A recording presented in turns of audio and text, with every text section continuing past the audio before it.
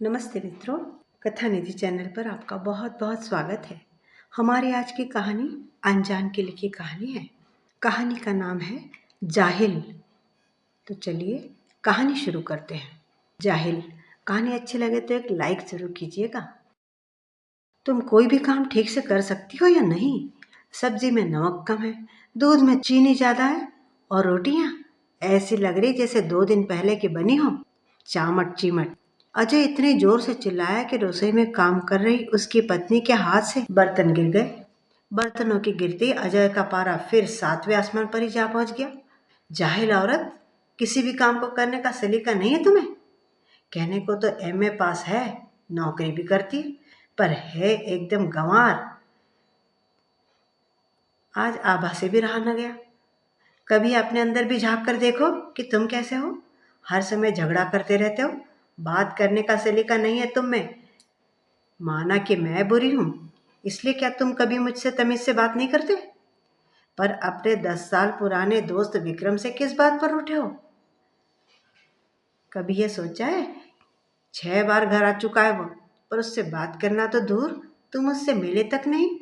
ऐसे नहीं निभाए जाते रिश्ते, त्याग करना पड़ता है उनके लिए। पर तुम्हारे लिए तो सब बुरे हैं, एक सिर्फ तुम ही बहुत अच्छे हो ना। आभा ऑफिस जाने के लिए तैयार होते हुए बोली पड़ी। उनकी शादी को 2 साल हो गए थे, पर एक दिन ऐसा नहीं गया था जब अजय ने झगड़ा ना किया हो। मुझसे ज़्यादा बकवास करने की जरूरत नहीं है, मुझे किसी की परवाह नहीं है। तुम अपने आप को समझती क्या हो? ये भाषण देना बंद करो। मैं भाषण नहीं दे रही हूँ अजय, सिर्फ तुम्हें समझाने की कोशिश कर रही हूँ कि हमेशा अकड़ में रहने से कुछ हासिल नहीं होता। ऐसा करके तो तुम हर किसी को अपने से दूर कर लोगे। इंसान को अपनी गलती भी तो मान लेनी चाहिए। Shut up! बड़ी आई मुझे समझाने वाली। सीख मत दे मुझे, मैं कभी कोई गलती नहीं करता। और अगर तुम्हें इतनी ही दिक्कत हो रही है तो तुम भी जा सकती हो, नहीं है मुझे किसी की परवाह। भाड़ में जाए सब। बड़बड़ाते हुए अजय घर से बाहर निकल गया। अब आ सकते में आ गई। क्या क्या गया था अजय? वह 2 वर्षों से उसे बर्दाश्त कर रही थी, क्योंकि उसे उम्मीद थी कि अजय के स्वभाव में कभी तो बदलाव आएगा ही और वह रिश्तों की कदर करना सीख जाएगा। लेकिन अजय था कि हर किसी से लड़ाई करने को तैयार है। कोई भी बात अगर उसके मन के ना होती तो वो भड़क उठता। लेकिन आज तो हद ही हो गई थी। आखिर वह कहना क्या चाहता था आभा से? आभा कुछ देर तक खड़ी सोचती रही, फिर उसने मन ही मन एक फैसला ले लिया। एक पल की देर नहीं लगाई उसने यह फैसला लेने में। अजय ऑफिस से फिल्म देखने चला गया, फिर रात को देर से घर लौटा तो उस समय घर अंधेरे में डूबा हुआ था। ये देखकर उसे बड़ी झल्लाहट हुई। पता नहीं क्या समझती है अपने आप को, मेरे आने से पहले ही सो गई। कम से कम बालकनी की ही लाइट जलाकर रख देती। अपनी आदत के अनुसार अजय बड़बड़ाते हुए आया। फिर काफ़ी देर तक डोरबेल बजाने के बाद भी जब दरवाज़ा नहीं खुला तो उसने डुप्लीकेट चाबी से दरवाज़ा खोला। आभा घर पर नहीं थी। हर तरफ एक सन्नाटा सा बिखरा हुआ था। ऐसा पहली बार ही हुआ था कि आभा उसके आने के समय पर घर पर न हो। तो क्या आभा सचमुच घर छोड़कर चली गई है? पल भर को तो उसे अजीब लगा, लेकिन फिर वह सामान्य हो गया। जाती तो जाए, मैं उसके नखरे तो उठाने से रहा। अपने आप 1-2 दिन में वापस आ जाएगी। वह बड़बड़ाया और उस रात भूखा ही सो गया। दिन, हफ्ते और फिर महीने बीतते गए, पर आभा नहीं लौटी। ना ही अजय ने उसे बुलाने की कोई कोशिश की। पर हाँ, इस बीच अजय ने अपने दोस्त विक्रम को कई बार फ़ोन किया, पर विक्रम ने बिना बात के ही फ़ोन काट दिया। ऑफिस के अपने एक सहकर्मी से जब उसने विक्रम के व्यवहार के बारे में जिक्र किया, तो वह सहकर्मी मुस्कुराया और अपनी सीट पर जाकर बैठ गया। जब दूसरे सहकर्मी ने उस सहकर्मी से मुस्कुराने का कारण पूछा, तो वो बोला, हमारे अजय को ये नहीं पता कि अपने जीवन से दोस्त को तो एक बारगी हटाना आसान है, पर अगर पत्नी ही चली जाए तो फिर दोस्ती क्या, किसी भी रिश्ते को संभाल कर रखना मुश्किल हो जाता है। अब देखना, हर कोई उससे मुंह मोड़ लेगा। आभा के जाने के बाद शुरू शुरू में तो अजय को अपनी आज़ादी बहुत अच्छी लगी। जब दिल करता था घर आता, होटल में खाना खा लेता और सुबह देर तक सोता रहता। फिर धीरे धीरे इस अकेलेपन से उसे घुटन सी होने लगी। रात को अंधेरे और सन्नाटे में डूबे घर में लौटना, फिर खुद कच्चा पक्का खाना बनाना और अकेले ही बैठे टीवी देखते रहना। अब आभा तो थी नहीं जिस पर वह अपनी झुंझलाहट उतारता, इसलिए कामवाली पर ही अपनी खीज उतारने लगा। कभी उसके देर से आने पर, तो कभी घर ठीक से साफ ना करने पर। कामवाली मालकिन के जाने के बाद अकेले साहब के लिए काम करने से कतराती थी। उसने एक दिन ये कहकर काम छोड़ दिया कि घर में कोई औरत नहीं है, इसलिए मेरे आदमी ने यहाँ काम करने से मना कर दिया है। क्या करता अजय? उसने एक लड़का नौकर रखा जो सारा दिन घर पर रहता था, लेकिन अजय जितना भी सामान लाता वह तो कम ही पड़ने लगा था। आज ये नहीं है, कल वो नहीं है, कहकर वह लड़का अजय की जान खाए रहता। अजय का पड़ोसी उसे एक दो बार चेतावनी दे भी चुका था कि तुम्हारा नौकर दिन में अपनी जान पहचान वालों को यहाँ बैठाए रखता है, पर अजय को लगा कि उस पड़ोसी को उसके नौकर रखने से शायद जलन हो रही है। एक दिन तबीयत खराब होने की वजह से अचानक ही अजय जल्दी घर पर आया तो देखा कि उसके बेडरूम में नौकर एक लड़की के साथ है। यह देखते ही वह गुस्से से भड़क उठा। उसने नौकर को घर से बाहर निकाल दिया। अकेलापन अब उस पर हावी होने लगा था।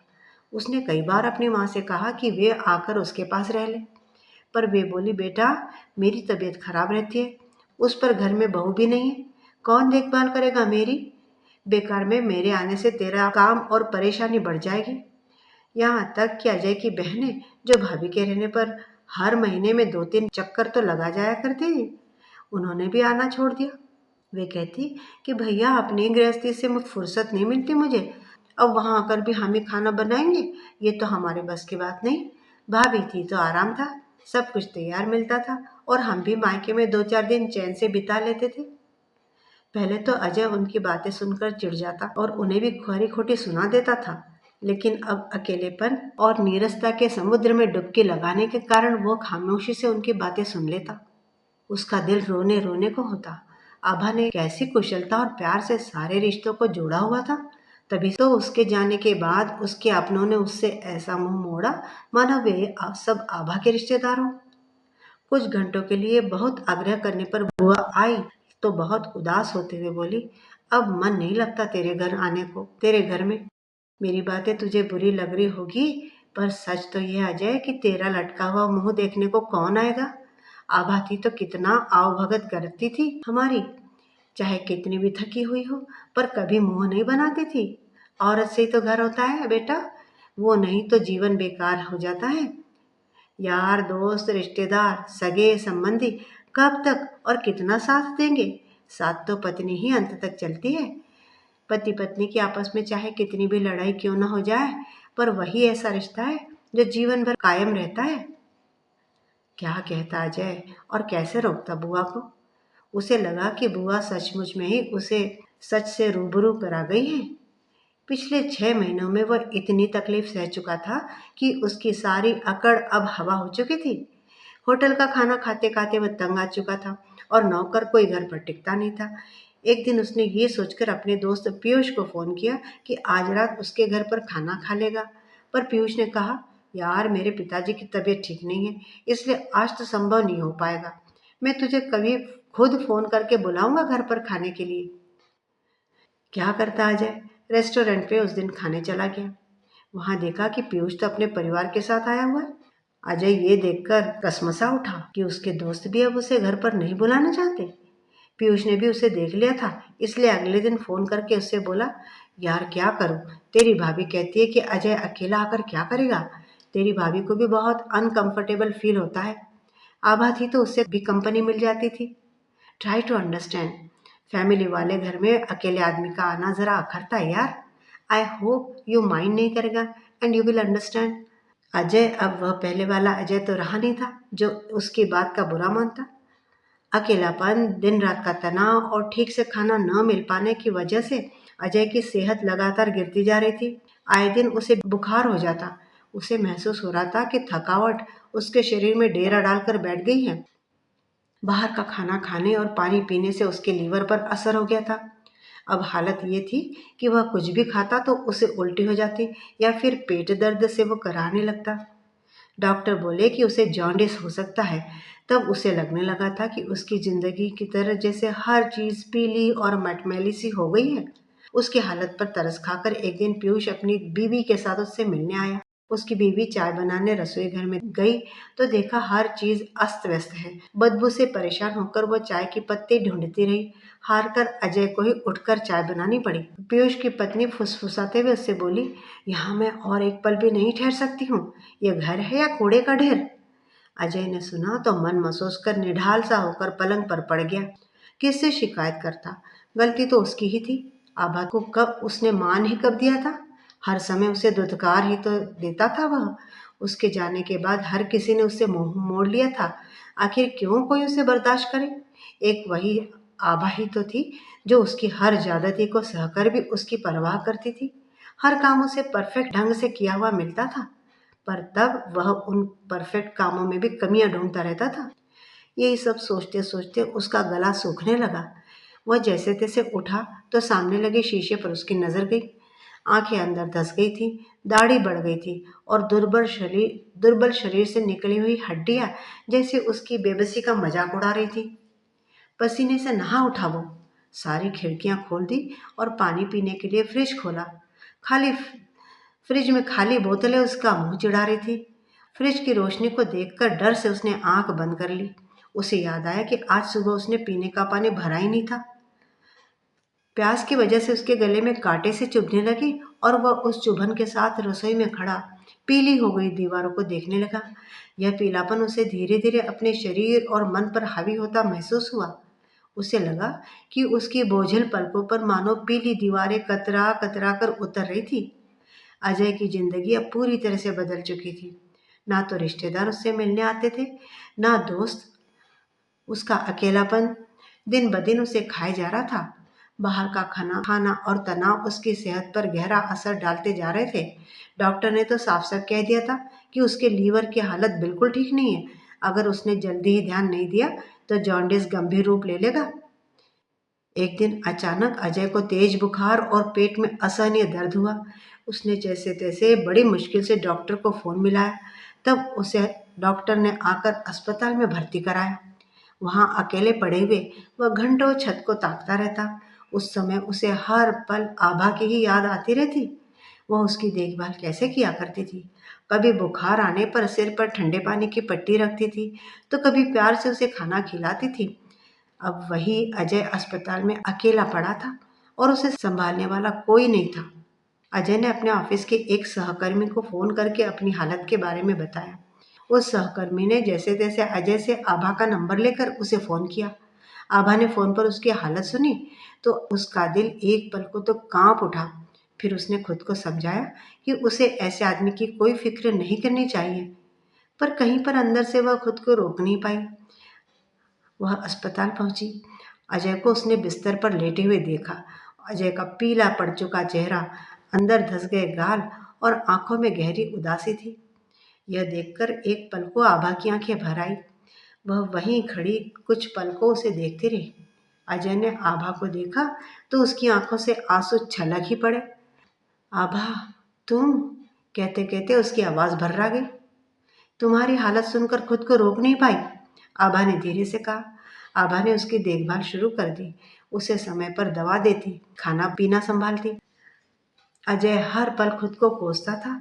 वह आभा के हर छोटे छोटे काम को देखता और सोचता, मैंने इसे कितना अपमानित किया, यह फिर भी मेरा इतना ख्याल रखती है। एक रात जब आभा उसको दवा दे रही थी, अजय ने उसकी ओर देखा और बोला, आभा, मैं जानता हूँ मैं तुम्हारे लायक नहीं हूँ। मैंने तुम्हारे साथ बहुत एक बुरा व्यवहार किया है, लेकिन अब समझ पाया हूँ कि तुम मेरी जिंदगी में क्या मायने रखती हो। अगर तुम मुझसे नफरत करो तो भी सही है, पर मैं इतना ही कहूँगा कि बस एक बार मुझे माफ कर दो आभा। आभा ने उसकी तरफ देखा। अजय की आंखों में दर्द और सच्चाई थी। आभा कुछ भी नहीं बोली, बस चुपचाप उसे दवा थमा दी। अजय धीरे धीरे ठीक हो रहा था। इस दौरान वह आभा के हर काम और उसकी परवाह को महसूस करता रहा। अस्पताल से डिस्चार्ज होने के बाद उसने आभा से कहा, तुमने मेरे लिए इतना सब किया आभा, जबकि मैंने तुम्हें सिर्फ दुख ही दिए। अगर तुम्हें लगता है कि मैं बदल सकता हूँ और हमारे रिश्ते को बचाने का हकदार हूँ। तो प्लीज़ आभा, प्लीज़ एक मौका मुझे दो। आभा ने गहरी सांस ली और कहा, अजय, मैं तुम्हें माफ़ करती हूँ, लेकिन रिश्ते को संभालने के लिए सिर्फ माफ़ी नहीं, बदलाव भी चाहिए। अगर तुम सच में खुद को बदलने के लिए तैयार हो तो मैं तुम्हारे साथ खड़ी रहूँगी। अजय की आंखों में आंसू आ गए।